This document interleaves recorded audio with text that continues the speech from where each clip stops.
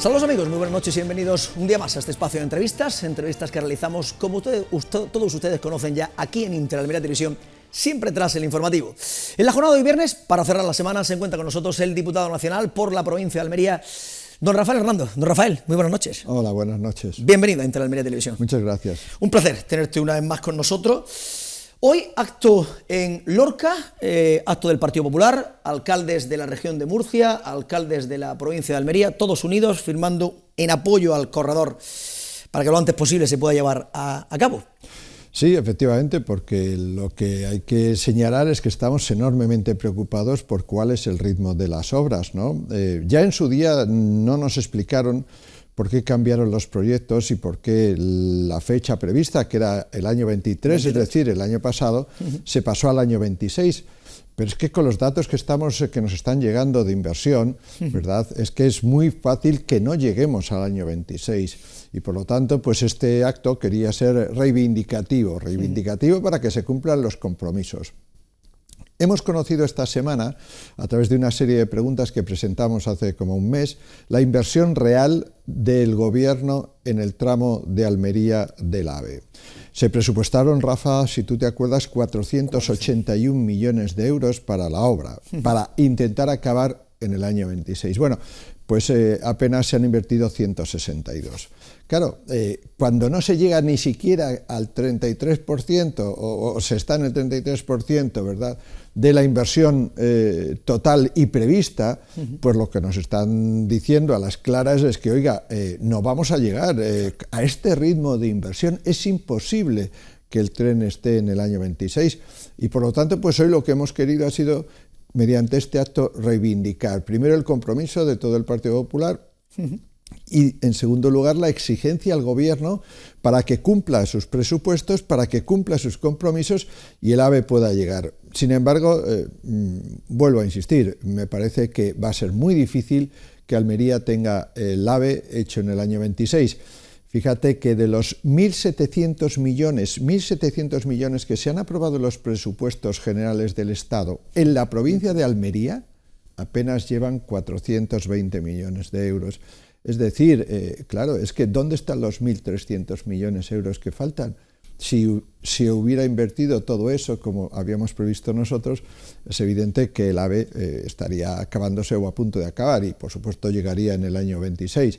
A este ritmo me parece que va a ser muy difícil. Cuando hablas con el subdelegado del Gobierno, bueno, siempre están las obras ahí, están los puentes que se están haciendo, la zona de los túneles, la salida de Almería y tal, un 50 y tantos %, 60% de la obra. ¿Nos creemos lo que se dice por parte de la subdelegación? Pues es imposible de creérselo, porque claro, un proyecto que cuesta 2.400 millones y llevan 400, pues que me estén diciendo que llevan la mitad es sencillamente otra mentira más. Y oiga, es que mienten en los presupuestos, mienten en la ejecución y mienten con las proyecciones. Entonces, el subdelegado es que lo que tenía que hacer sencillamente es esconderse y que le diera vergüenza decir estas cosas, porque sabe que es mentira. Claro que hay obras, pero es que una obra de esa dimensión es muchísimo más complejo. No es solo la obra civil que vemos que sí, que hay algún puente, que hay algún pilar que ponen, que se quitan zonas y se levantan ya zonas para hacer la trama. No, es que esos proyectos son enormemente complejos. Es que luego, después de toda la obra civil, que todavía no está ni al 50%, como estamos viendo en los presupuestos y por los pagos de la obra, ¿verdad? Pues es que después de eso está todo de poner los raíles, luego está la electrificación, luego está el periodo de pruebas para que incluso los maquinistas que van a operar conozcan el trazado, el trayecto. Están los accesos a los puertos secos, están los accesos a las estaciones de paro, donde va a parar, como la de Vera, como la de Lorca. Oiga, bueno, ¿qué quiere que le diga? Pues que evidentemente a este ritmo es imposible. Y sobre todo, porque para que llegue el AVE, el tren a Almería, tiene que pasar por Lorca. Bueno, y si Lorca recientemente ha aprobado, se ha puesto encima de la mesa ya el soterramiento que se va a llevar a cabo, son 30 y tantos meses. Luego 32 meses, más, insisto, luego esos son casi 3 años, más luego todo el periodo de pruebas. Creo que hay un año entero de periodo de pruebas. Pues sí, entre unos 8 meses mínimo, ¿vale? Entonces, oiga, evidentemente lo que hoy estábamos reivindicando era eso, que el gobierno se lo tome en serio. Yo sé que este gobierno tiene muchos problemas, y especialmente en el Ministerio de Fomento, donde estamos viendo los escándalos del señor Ábalos, pero escándalos que siguen todavía manteniéndose, porque el señor Puente ha seguido manteniendo a todo el equipo que tenía el señor Ábalos, ¿verdad? Y que estaban implicados en toda esta repugnante trama de comisiones que estamos conociendo en los últimos días y que hemos conocido a lo largo de esta semana. Pero oiga, si ustedes no pueden, si tienen un gobierno que está absolutamente colapsado por los chantajes a los que les someten los independentistas y además por la corrupción, rodeados y cercados por la corrupción, oiga, váyanse, dimitan, deje que vengan otros, que pongan en marcha realmente todas las obras y que se dediquen a lo importante, no a defenderse de las acusaciones, de la corrupción o a intentar echar basura sobre los demás. Ahora hablaremos del caso Koldo, Ábalos, Armengol, puede elegir el nombre que se le quiera poner, pero por terminar con el tema de la infraestructura, ayer por ejemplo en Almería, ya no es el AVE, es la vía tradicional, la vía convencional que tenemos 3 horas parado en el puente, en el soterrado del Puche y vuelta hacia atrás por la rotura de una máquina. Escuchando al señor Puente, que nos tenemos que acostumbrar a esto, porque es que las máquinas se pegan fuego y tenemos que acostumbrarnos. Claro, bueno, es que es todo vergonzoso, ¿no? Y claro, poner en un ministerio tan delicado como es el Ministerio de Fomento a un señor que es verdad no se anda por las ramas porque acaba de bajar del árbol, ¿no? Pues no tiene mucho sentido y este es el asunto. Entonces, claro, bueno, es que mire, hablábamos antes de la corrupción de las mascarillas del caso Koldo. Es que el señor Puente forma parte de esa trama también. ¿Por qué? Porque cuando él era alcalde de Valladolid, las mascarillas se compraban 7 veces por encima del precio de mercado, un 700% más caro de lo que lo estaban comprando otros. El empresario que compraba las mascarillas y que las vendía al ayuntamiento era el empresario en cuyo yate viajaba el señor Puente y que le prestaba coches de alta gama al señor Puente. Entonces, mire, es que es todo muy repugnante, ¿no? Y tenemos un gobierno donde hay ministros absolutamente incapacitados. Llevan 52 ministros, Rafa. Si es que esto es un desastre de gobierno y es un desastre al final que afecta no al gobierno, es que afecta a la cabeza del gobierno, que es el presidente, el señor Sánchez, ¿no? Que es el responsable de todo esto. Hablemos del caso Ábalos, el caso Koldo. Conocíamos esta semana, sorprendentemente, escuchando incluso al propio señor Ábalos decir, no, estoy estupefacto, no sé absolutamente nada. Sí. Ya le han puesto, el juez le ha dicho que era intermediario de lo que estaba pasando entre una cosa y otra. ¿Esto va a acabar con el gobierno de Pedro Sánchez? Bueno, yo creo que el señor Sánchez tendría que, en vez de haber puesto el ventilador y hablar del hermano de la señora Ayuso, dar explicaciones de lo que a él le afecta, ¿no? Porque claro, no estamos hablando de unos personajes cualquiera que están ahí en el Partido Socialista. Oiga, esto no es una carpa que se hizo hace 10 años, como que es el caso que usaron para montar la moción de censura contra Mariano Rajoy, ¿no? Una carpa de 200.000 euros en un ayuntamiento 10 años antes de que Rajoy fuera presidente. Fue lo que usaron para tumbar mediante una moción de censura y acusar al gobierno de corrupción.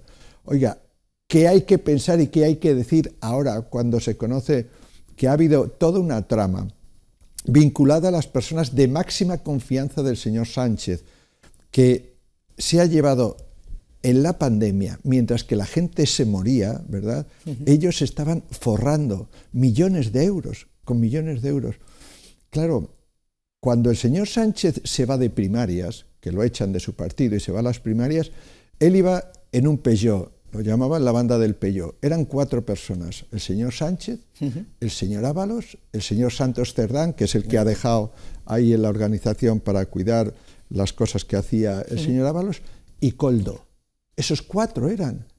Entonces, ¿qué tiene que decir el señor Sánchez de que ahora aparezca un señor que le llevaba el coche, que había sido condenado por agresión a varias personas, que era un portero de puticlub, que está metido en el centro de la administración, en un ministerio como el de Fomento, que maneja miles de millones de euros, y que se dedica a montar con una red de empresarios un tema de trapicheo, ¿verdad?, en el que de repente se convierte en millonario. Oiga, si es que le ha comprado a su hija con 2 años un piso en Benidorm.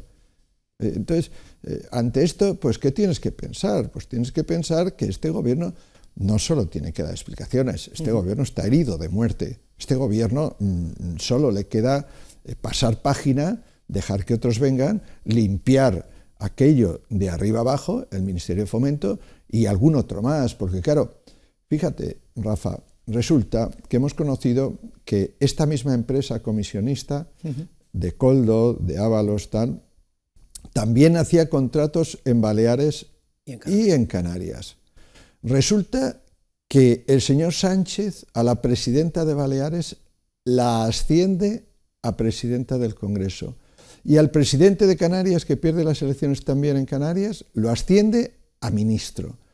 Oiga, es una trama con vínculos muy importantes en el que hay algunos empresarios que ahora están empezando a salpicar incluso a la mujer del presidente, el señor Sánchez.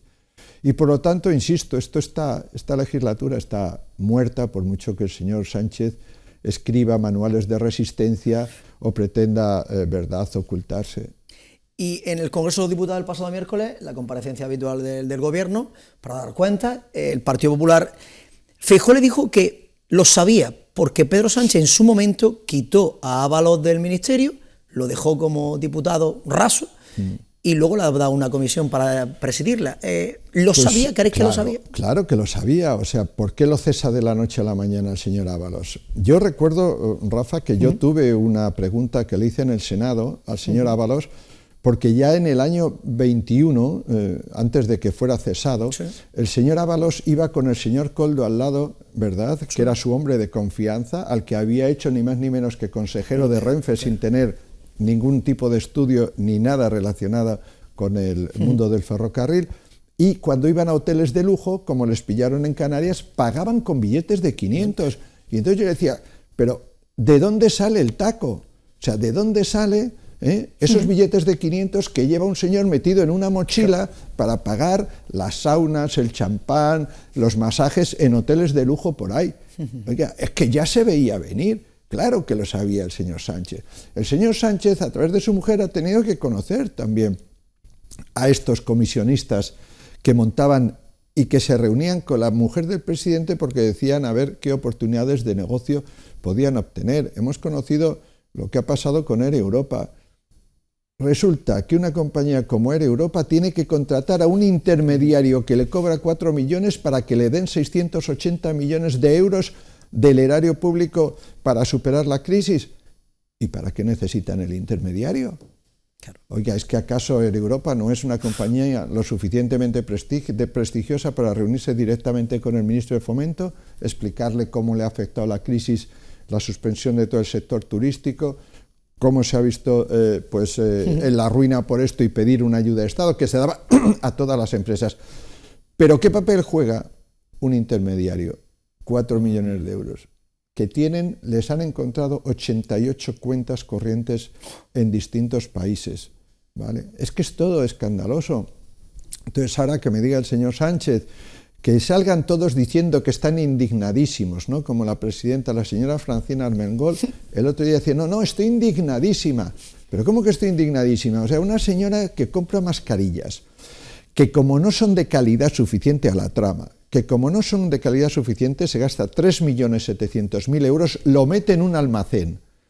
A pesar de que no son válidas, ella recomienda a esa empresa para otras administraciones que contraten con esa empresa, ¿vale? Y el día en el que nosotros ya hemos ganado las elecciones y toma posesión la presidenta del PP, Marga Proens, coge y entonces tramita un expediente para reclamar la cantidad de los 3,7 millones estafados al gobierno de Balear.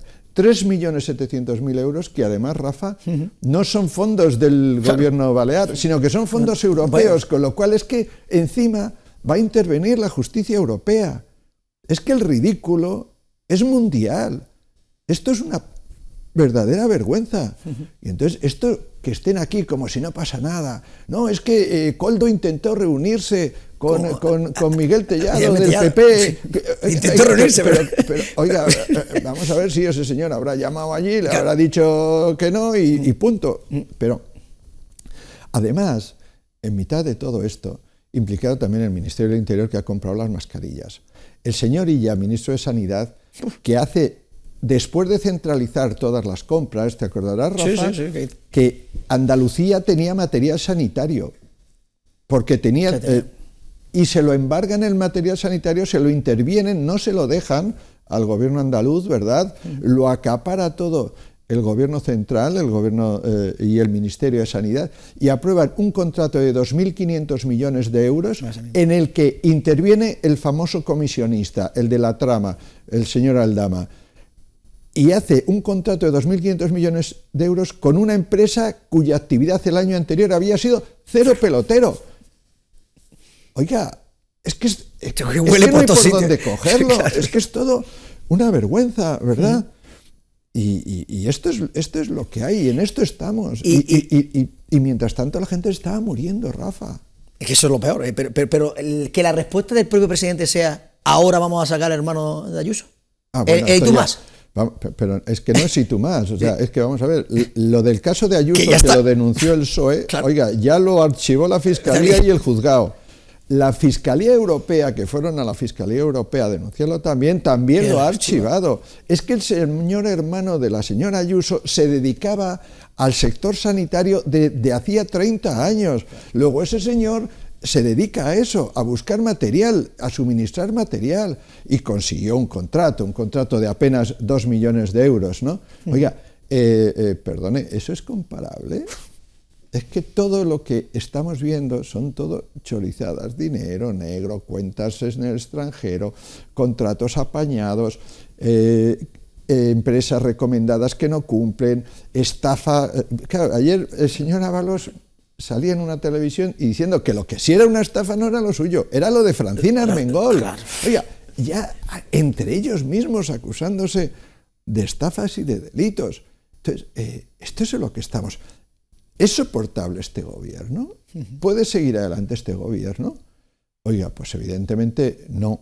Aquí nos contaron el cuento el día de las elecciones que había una mayoría progresista. Primero era absolutamente falso, ¿verdad? Porque no existe la tal mayoría progresista.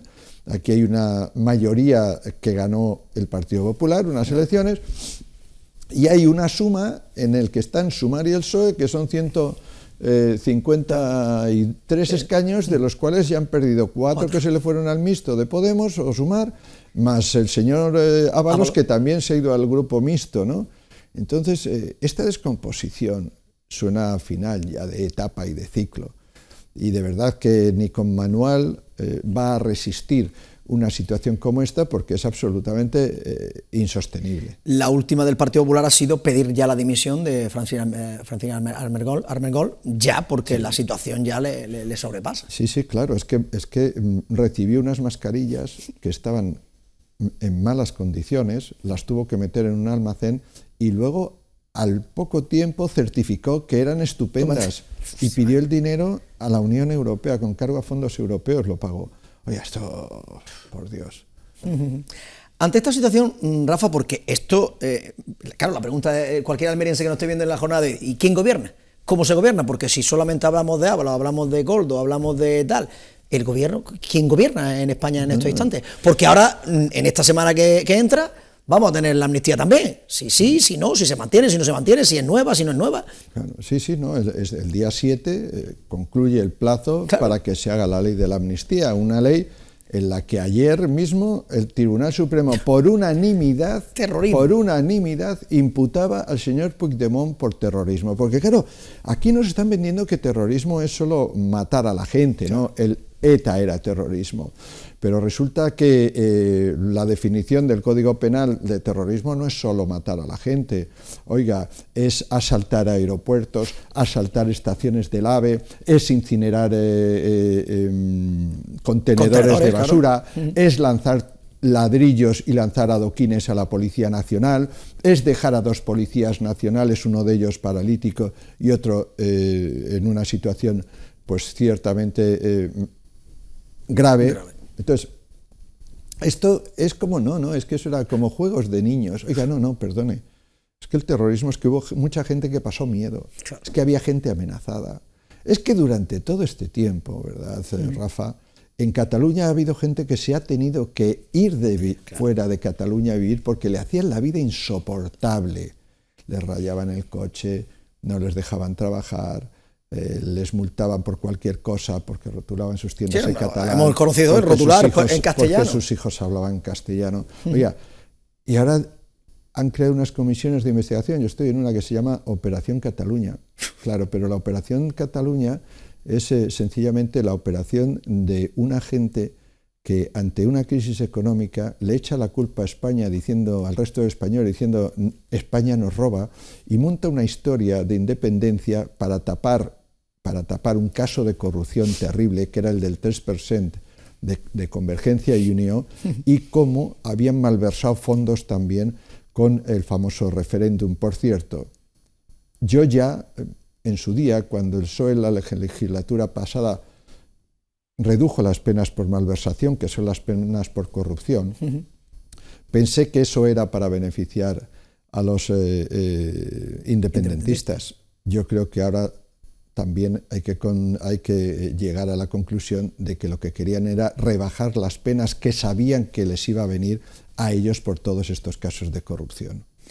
La última, Rafa, por todo lo que hemos dicho, más o menos lo has dejado entrever, ¿este es el final del gobierno de Pedro Sánchez con los independentistas y con todo? Bueno, en cualquier país democrático del mundo que se preciara, esto habría hecho saltar por los aires el gobierno. El señor Sánchez ya habría presentado su dimisión después de pedir perdón a los españoles por todo lo que estamos conociendo, que es vergonzoso, porque, insisto, ha habido casos de corrupción y nadie está libre, ningún partido político, de que haya alguien que cometa chorizadas o haga cosas indebidas, ¿no?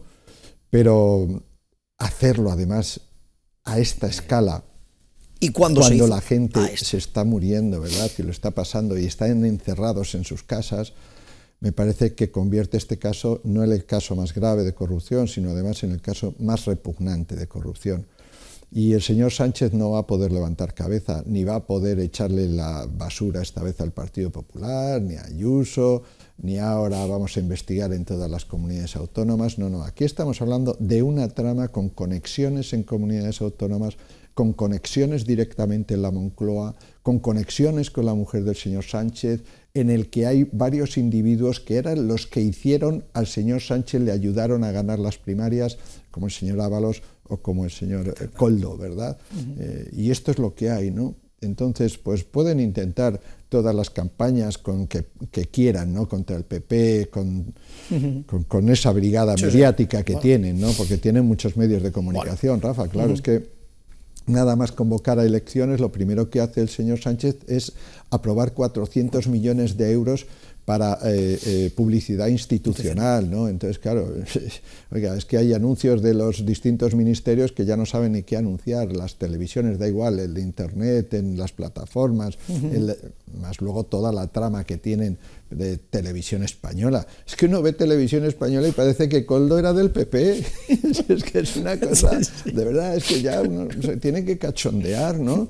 Porque claro, se generan unos relatos absolutamente surrealistas y piensan que la gente es idiota y que se la puede engañar y que los españoles son imbéciles y que claro, aquí pues la gente va a seguir votando al PSOE para que no llegue el PP, los de Vox y el PP. Siempre tiene pues la misma cantinela. Estamos gobernando en muchos sitios. Bueno, en Galicia creo que le han dado un repaso. No se están perdiendo derechos para nadie y en Galicia hemos gobernado solos porque la gente al final se está dando cuenta que es mejor apoyar el PP para derrotar al PSOE y derrotar a la izquierda y al independentismo y a los nacionalismos antes que estar apoyando pues otras fórmulas que a lo mejor pues para un rato de 3 gin tonics pues que te vienes arriba pues te puede resultar resultón, claro, pero que no sirve absolutamente para nada, ¿no? Salvo que para consolidar, dividir al centro derecha y consolidar